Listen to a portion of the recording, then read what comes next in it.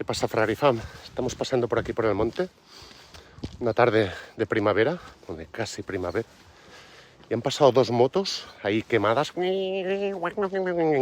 dos tiempos, con ese olorcito que desprenden a aceite quemado, azúcar rimado, y eso te da la vida. ¿Y ahora qué pasa con el 2030? Que nos quieren quitar esto, ¿no? ¿Que las motos van a ser eléctricas, las motos de enduro, o qué vamos a hacer?